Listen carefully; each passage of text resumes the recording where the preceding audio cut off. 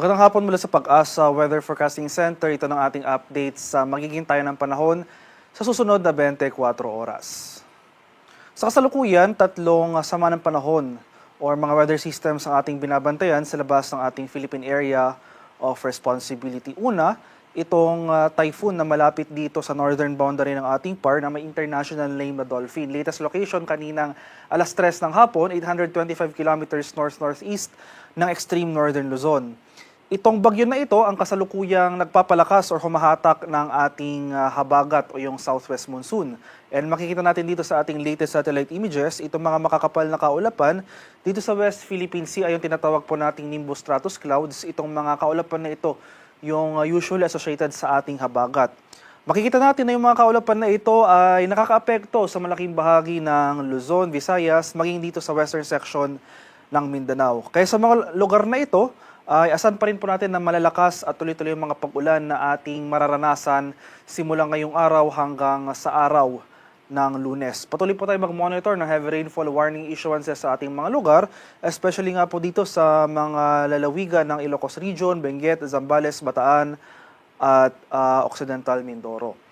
Pero sa rest of Mindanao, generally fair weather ang ating inaasahan, and for most of the country, posibleng magpatuloy yung mga kaulapan dito sa Luzon, hanggang sa araw ng Miyerkules. Pero in terms of intensity, posible na mabawasan yung mga pag-ulan na dulot ng habagat.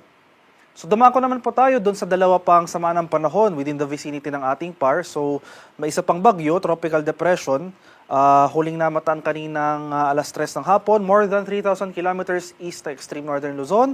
At may isa pa po tayong low pressure area, no? Latest location naman kaninang hapon, 1,795 kilometers silangan ng extreme northern Luzon, na kung saan mataas yung chance ang maging bagyo within the next 24 hours. Itong dalawang sama ng panahon na ito, yung movement po nila papalayo sa ating bansa, walang magiging direktang epekto sa lagay ng ating panahon, at hindi po ito papasok ng ating Philippine Area of Responsibility sa mga susunod na araw.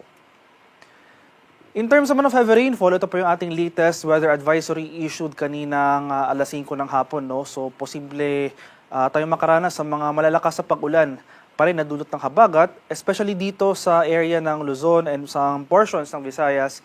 So, mapapansin po natin dito sa malaking bahagi ng Ilocos Region, malaking bahagi ng Cordillera, most of Central Luzon, including Metro Manila, portions ng Calabarzon, Mindoro Provinces at Antique. Saan po natin yung mga malalakas sa pag-ulan na dulot ng habagat. So for today, yung mga lugar po na hindi kasama dito sa weather advisory, rest of Luzon, rest of Visayas and Western Mindanao, makaranas pa rin po tayo ng mga kalat-kalat na pag-ulan at thunderstorm. So mapapansin po natin, simula today to tomorrow afternoon, posible magpatuloy yung mga pag-ulan na yan hanggang sa Lunes ng hapon. So tulad nga po na nasabi ko kanina, significant pa rin yung mga pag-ulan na ating mararanasan until Monday. Posibleng umabot ng 200 mm sa pag-ulan itong mga lalawigan shaded by orange, so Ilocos Sur, La Union, Benguet, Zambales, Bataan at Occidental Mindoro. Tulad nga po na nasabi ko kanina, patuloy po tayo mag-monitor ng mga local heavy rainfall warning issuances sa ating mga lugar dahil nananatiling mataas yung tsansa ng mga pagbaha at pagguho ng lupa dahil significant pa rin ang mga pag-ulan na ating mararanasan hanggang sa araw ng Lunes. Samantala, itong mga lugar shaded by yellow, posible po rin dyan yung mga pag-ulan up to 100 mm.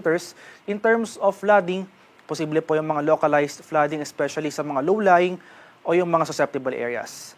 So for tomorrow, araw ng Linggo, pababawasan yung mga pag-ulan sa central and eastern portions ng Visayas, and magpapatuloy pa rin yung mga kaulapan at kalat-kalat na thunderstorm sa rest of Luzon, maging dito sa Western Visayas and Negros Island region, generally improving conditions over most of Mindanao.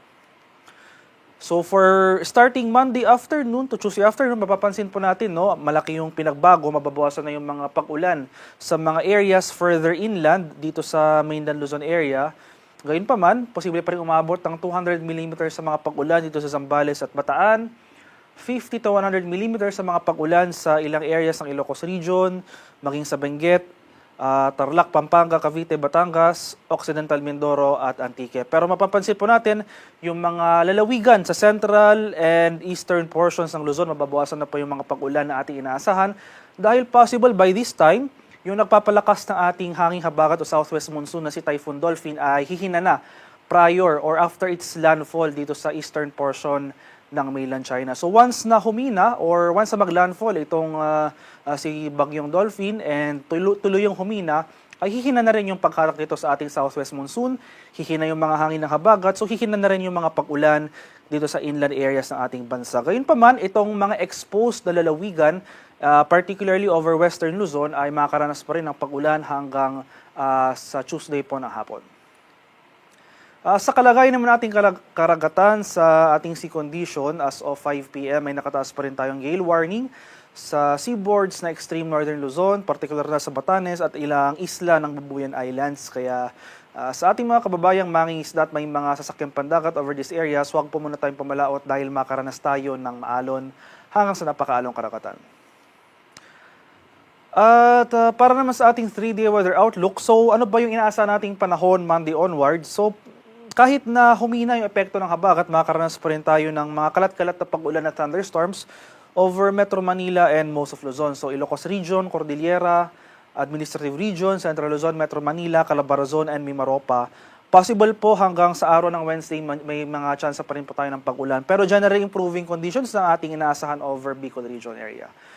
Samantala sa Visayas, Monday to Wednesday, ay magpapatuloy pa rin yung mga pag-ulan dito sa Western Visayas area, particular na sa may Panay Island and Negros Island region. So Iloilo City, asan pa rin po natin yung mga kalat-kalat na pag-ulan. Pero over the rest of Visayas, throughout the rest of the forecast period, ay generally fair weather po ang ating inaasahan na may tsansa ng isolated rain showers or localized thunderstorms.